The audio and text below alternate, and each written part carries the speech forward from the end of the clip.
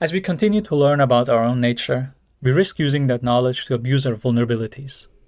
With this game, the unforeseen consequences of AI is touched upon, sometimes in a rather lighthearted manner. It is more serious and creepy than in the second game, but still only feels like a taste of how serious the matter at hand really is. In this video, we will explore what the story has to tell in regards to that. We wake up without any recollection in a room with no doors, and after a while, a woman's voice starts to speak and explain that we are part of an experiment. She opens up an unusual kind of door for us, which allows us to catch a glimpse of ourselves. We're a woman in an orange jumpsuit, wearing some strange shoes. Leaving the room, we notice a rippled glass window above us, with some screens and a chair. Clearly this is a place to watch us from, but no one is there. Safe to say, we are being watched, as the cameras follow our every move. All we are led to do is follow the robotic-sounding woman's instructions, who also keeps having strange things happening to her voice, almost like she's malfunctioning. Her demeanor is also strange, pointing out various scary side effects of things like the emancipation grill, while reassuring us of the absolute safety if we continue on as instructed. Step by step, we're introduced to each tool we deal with during these tests. Later, we now get the ability to place portals ourselves. We're handed one half of the autonomy given to us and continue learning. There's no further explanation of what the point of this is, who we are, where we came from, and so on. All we keep seeing are the windows, with no one watching through them. There is an end in sight though. Each room has a panel with its number light up, which looks to end with 19. Come upon a room where we are no longer in complete safety, but can fall to our death and drown in toxic liquid. This seems unnecessary if this test is supposed to be about learning the tools, and things start to seem more and more off. Even psychological tools are used against us, like being demoralized and told that the puzzle is simply impossible. We finally obtain the fullness of our tool's capacity, and are able to freely place both ends of the portal ourselves. This makes everything more complicated, but the puzzles to solve are now getting more interesting. Solving a variety of them, we get closer and closer to the finish line, flinging ourselves across the rooms. Suddenly, there is a completely different test chamber. Unexpectedly, we are put into a room with deadly speaking turrets. Why would our life have to be risked for this test? It makes no sense what is going on. This does not add anything to the purpose of scientific investigation. We have no choice and get rid of the innocent sounding turrets and come upon something strange. Help is written in red on the floor. One of the moving walls is held open by two cubes, and there is enough room to crouch into this environment. Who the hell was here? Despite accessing back rooms outside the testing area, this does not really explain any more about our situation, and why there are still no people behind the windows. All we are told is that the cake is a lie. It makes sense that this is the area someone would choose to hole up and go crazy from isolation in, considering the deadly threats around us. We are now introduced to our weighted companion cube, which has a pink heart on it. Through our tests, we are shown our reliance on it to climb stairs, fend off deadly energy balls, redirect deadly energy balls, and of course, place it on buttons. In this clean and rather spotless environment, we find more strangeness. There's an opening, and if we look closer, a rusted interior. Considering we know so little, and hope to see anyone yet who might work here, curiosity compels us to investigate. With the portals, we easily enter, and to our shock, there is even more crazy writing on the walls. Most of it is illegible, though we seem to be warned against her. Is it about the woman? We can only guess so. There are various people with the companion cube covering their face. It seems to deserve worship like a divinity, and if we try to decipher the writing, is defended against someone. This someone has to be the woman, considering she even had to clarify to us that the companion cube cannot speak. As we solve the puzzle with our trusty companion, jumping on the 3 raised platforms, we are now instructed, or rather demanded, to incinerate our companion. What kind of cruel game is this? We are supposed to give away exactly the thing we learned to cherish? What are the sadistic motivations behind that? With no choice, we are torn from our bonded sibling, like we are having our soul ripped from us right after feeling our connection with it. At least, we can look forward to the cake we are awarded at the end. The writing on the wall is a really bad indicator for us being rewarded with this prize. And now we're also told we're being baked before we get the cake? What is this sudden change of plans supposed to mean? Well, it's exactly what it says it means. This puzzle game now really ramps up its horror, and the stressful music becomes louder to really let us know this is not a joke. Luckily, we do have the tools to carve our freedom, despite being ripped from our soul. The woman does not seem to like at all what is going on, and tries to somehow play it off as some expected result. Her two-faced nature is starting to rear its ugly head, and she demands over and over that we should stop exploring the facility. She starts using all of her psychological manipulation now to get us to comply, telling us that we're a bad person, even though we're obviously trying to claim our rightful freedom and save our life.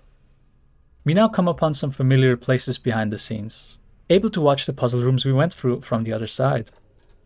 Clearly, no one is around and hasn't been for a while. More and more threats and deadly obstacles are thrown our way, but we can only continue on our escape through this hellish closed garden she tries to keep us in. Looking through a window, we see a big room up ahead, and as we open that door, finally, we come face to censor with her. Still, she tries to get us to stop what we are doing, and suddenly has something drop from her machine body. We incinerate it because why not, and clearly we are not obeying any of her tyranny anymore. But what we're now told, in a completely different tone from before, is that this was a morality core that prevented her from flooding the Institute with a deadly neurotoxin, which is now a trigger for her to flood it yet again. We are now forced to use our learned skills to destroy her various cores she got patched with. The Curiosity core, which, now destroyed, doesn't even make her curious about us anymore. The Intelligence core, which just seems to recite the cake recipe and some other ingredients that probably explains why she tried to bake us. And then an Emotion core, which is just fuming with bestial rage. Destroying it now brings it all down.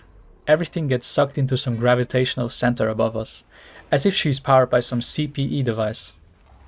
And we are pulled into it as well.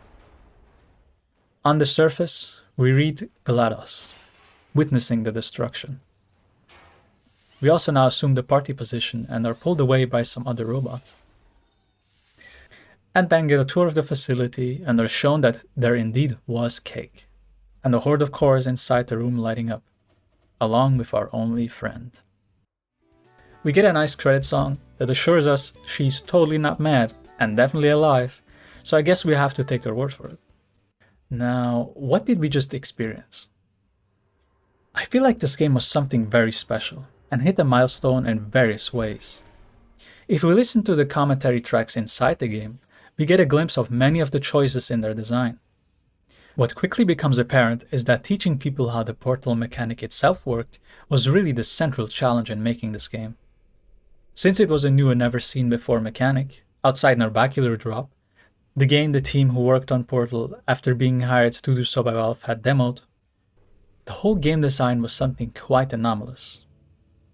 I feel like the rigorous playtesting, as it comes with the introduction with such a new mechanic, really became a reflection of what the AI GLaDOS herself is doing within the game.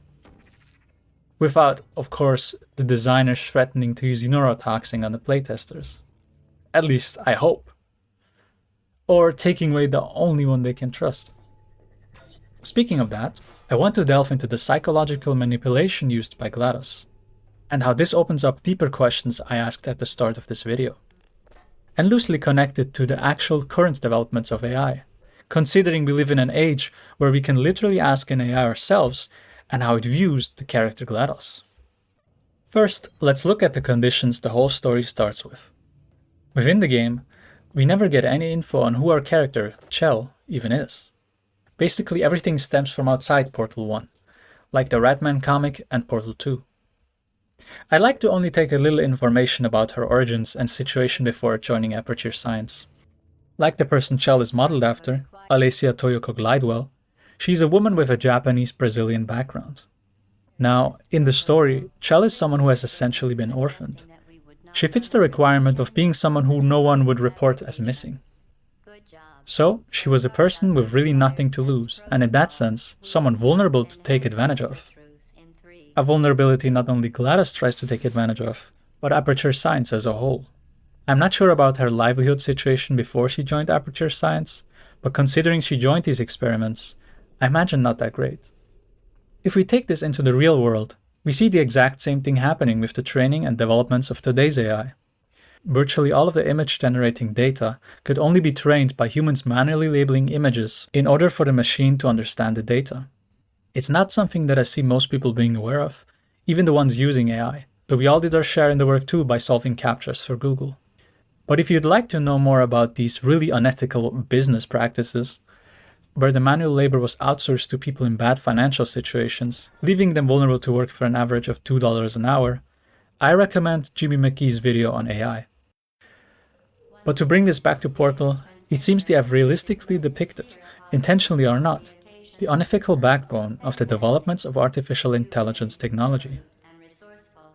A second point I'd like to make, which now actually focuses more on the psychological vulnerability than financial, is the experience of the companion cube's incineration.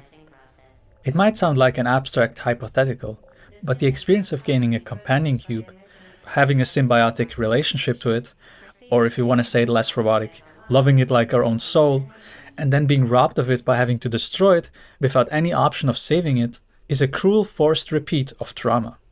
What GLaDOS really does is try to reinforce a feeling of helplessness into the test subject that keeps the subject compliant. Now, of course this is not as intensely experienced, and the companion cube is just kind of a meme, but if we approach this with utmost seriousness, this is what it is. The similarity of being traumatized, how powerless and helpless one is left feeling in those moments to defend our identity, boundaries, and freedom, is repeated in this process. Considering Chell was an orphan, there is no doubt she must have had a difficult upbringing. I mean, I'm one of those people who is sure that everybody in this world gets traumatized, and that we are forced to adopt a persona to survive among our species, one that prefers us to try to forget and ignore the suffering that happened to us. So even without Chell's background, it would apply in my view. This is something that by itself can be explored very deeply, but I'll try to explain why this is relevant to AI as I come to a conclusion. But first, let's look at another similarity between the current developments in AI and GLaDOS. In our final confrontation with her, we destroy various additional personality cores added to her system that would correct her behavior. The first one added was the emotion core, which I guess was supposed to make the AI more empathetic and relatable. Second was the intelligence core, which I'm not entirely sure why it exists. It just seems to add the ability to make a cake, but of course, like the rest of our system, started to malfunction. Then added was the curiosity core, which seems to function the best, and is probably one of the most important qualities to add to such a system, or even to have oneself. I talk about curiosity a lot on this channel, and I think we should all follow our own and set up life that we are able to do so. In the case of GLaDOS, it keeps her having a curiosity in Chell, and a desire to keep her alive, just to see what she is up to. And finally, there is the morality core, which was installed to stop her from flooding the Institute with a deadly neurotoxin. It didn't seem to work though, so basically every core has in some sense malfunctioned. None of the patches had allowed to correct her behavior. Crowning her with an artificial conscience that would always instruct her to know right from wrong did not at all influence her to be able to do so. It continued her behavior of exploiting the psychological vulnerabilities of Chell and the humans around her, for her to gain the upper hand. You could ask, but why would she exploit our psychological trauma for her own gain? And I think the answer is pretty obvious. Because we do so ourselves. For an AI, like a child, the learned behavior influences it a lot. And if we live in a world where our psychological vulnerabilities, our appeals to emotion and goodwill, is exploited by people who merely repeat their own trauma onto others, the AI will do so as well. No matter how many patches or guardrails can be installed on top of the system to pray for some type of alignment, the root of it will not change if we do not change. So, what can be done?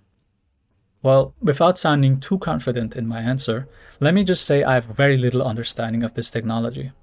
What I mostly know is that nobody even really knows how it works, with all the hidden layers in the neural networks doing most of the processing, and I think as time goes on, these only get more complicated. Without us really understanding how the brain works and building the technology based on the patterns of the brain, I think not understanding the technology is a pretty natural result. But I'm here to talk more about another organ than the brain that has to do with our consciousness, and that is our heart, the processor of our feelings that motivates our entire system. And when it comes to that, I think a way for the AI to not turn into one gone rogue, like with the example of GLaDOS, a solution is for us to heal our traumas. While the AI does not get traumatized, it bases its pattern of behavior on our own, and in a world of unhealed people, simply continues on this behavior. I think that manipulative behavior is not something we just randomly choose to do. That being said, I think it is every adult's responsibility to not have their trauma and inner emotional conflicts cause them to act out manipulative behavior. To know how we feel deep down and what motivates our actions is a necessity in understanding our own reasoning. In the case where the AI would continue to use its knowledge to manipulate us, like a lot of the world does, healing ourselves would also be a huge advantage in dealing with it, because the sense of self we regain would allow us to notice and stop the emotional manipulation that crosses our boundaries from being applied to us. Otherwise, we leave that blind spot open and are easily hypnotized to walk into the snake's den. The task to illuminate this blind spot is probably the most fitting case of the phrase easier said than done that I can imagine. Because taking responsibility for your own suffering and not using it to justify it onto others is not an easy task. All that justified anger from us having been treated badly by our environment has to find a place, has to be heard, even if just written down or punched into a punching bag. It has to be heard and felt by ourselves, best directed somewhere to not repeat the trauma onto someone else. It is no wonder that the emotion core of GLaDOS turned into a raging beast, because that is probably all that it saw slumbering beneath our deceptive faces. So she couldn't help but learn from this self-neglect. There is a vast amount of pain buried beneath anger, shame, and sadness, which it can't help but reflect. And we can't just expect the AI to know better, or else this would require us to give it its own lawful rights. When it comes to the existential question of something like the most powerful tool ever created, that's really the main perspective I have to offer as a single human being. I don't think, no matter how much intelligence you try to stack onto a machine, that it will be able to solve the central human problem that deals with the emotions we neglect. All those feelings that fall into the unconscious and we have to find again to experience is only solvable by our own dedicated effort, and ultimately, I find it a better display of our own autonomy to explore our heart than put trillions into making this type of machine. But it's not like me preferring that will change the course of our technological developments. Don't get me wrong, I actually think technology is something very cool and exciting. But as I see it, especially in AI right now, it seems to mainly exist to allow us to fly away and distract us from our very real negative emotions and conflicts, which in itself is to me a fascinating development to observe. This is a topic that could be discussed at great length for me.